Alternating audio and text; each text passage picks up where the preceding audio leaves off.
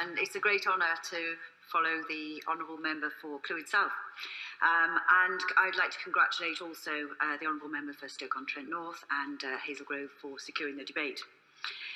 Technology has been used to modernise the banking sector for decades.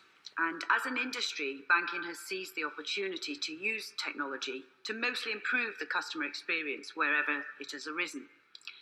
In the 90s, I worked as a technology procurement manager for a bank, and during this time, we upgraded the bank infrastructure.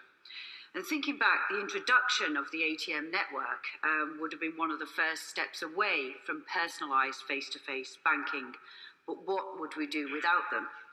And the answer is we couldn't do without them. So I couldn't agree more with the Honourable Member for Clwyd South that it is important, as we do face changes in our banking industry, that the ATM network and free access to the ATM network is preserved throughout the country. The revolution in fintech has forced another change in the banking model, and our banks no longer collect the income of merchants and disperse the cash to individuals, and our behavioural patterns have changed with technology. In 1988, we had over 20,000 bank branches in the UK, and 25% of adults were paid in cash. In many respects, cash has had its heyday. Now accounting for less than 50% of transactions, we've seen a decline of 11% between 2015 and 2016 alone. Cash may still be king, but its crown is certainly slipping. And this trend is set to continue. Already 6% of the population rarely use cash. Young people in particular prefer digital payment methods such as card, online and mobile banking. And the model of branch banking as a conduit for cash movements therefore needs to change to ensure banks remain commercially viable. But the speed of change has surprised many communities, and with the uptake of digital banking being relatively recent. And it is important that adequate notice is given when changes are made to local banking services. In 2012, at least one of our major banks had no mobile users at all. And today there are more logins to mobile banking per day than via the web. And meanwhile, the average branch bank customer will go to the bank every 2 to 3 months. Branch closures throughout the nation are predominantly a response to declining demand. In my constituency, Barclays Bank in East Wittering closed, citing a 10% fall in transactions at the branch in a single year. However, they have identified 80 customers who exclusively use the branch services for their banking needs, and these people need to have alternative provisions put in place.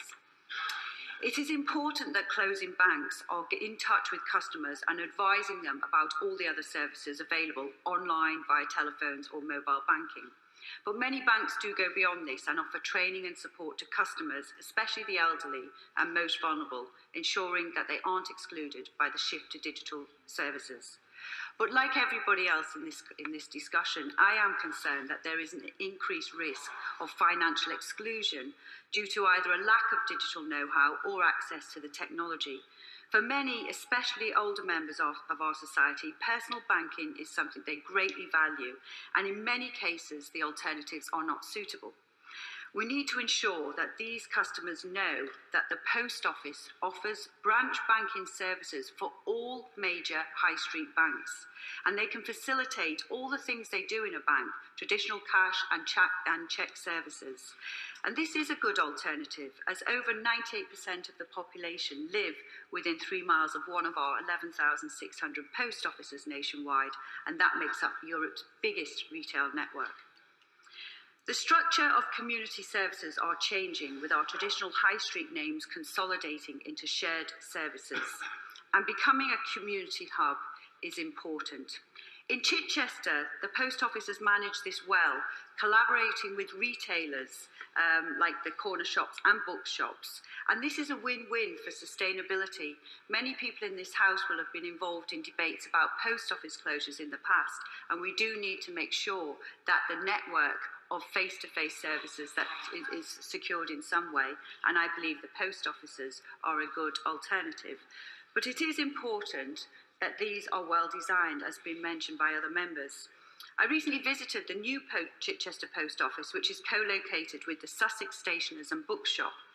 Here, there are seats available for those who can't queue long or can't stand for a long time, staff on hand to assist people who are using self-service kiosks, or waiting for those who are waiting to use a cashier, which are very similar to the old bank branches with privacy that is provided and needed. This, I believe, is the right model, but these new post offices do need to be well designed, and perhaps more can be done to promote best practice and best practice design. The government's made significant strides to improve both mobile and broadband coverage, with 95% of households now able to get superfast broadband. Alas, in rural areas such as my own constituency, many people still suffer from areas of poor connectivity, with some ranking in the worst 10% across the country. As we rely more and more on digital banking services, blanket connectivity is becoming increasingly important, and we must continue our investment in digital connectivity to mitigate the impacts of branch closures and allow people to utilise the technology of today. It is clear, though, that for some of the older generation, the digital era will already all but pass them by, and expecting them to bank digitally is simply not realistic. And so in cases such as these, the post office must be advertised as the new place for local face-to-face banking. And I am concerned that banks may be reticent to advertise post office banking, as indeed they may also compete in some other areas. All businesses must adapt to stay ahead of the game. The major banks are under increasing pressure to modernise their services, with new entrants disrupting banking models for businesses and individuals. Fintech firms are creating new and efficient financial platforms, offering lower prices to consumers for financial transactions. To keep up, our major banks have to move to a more customer-centric digital model of working.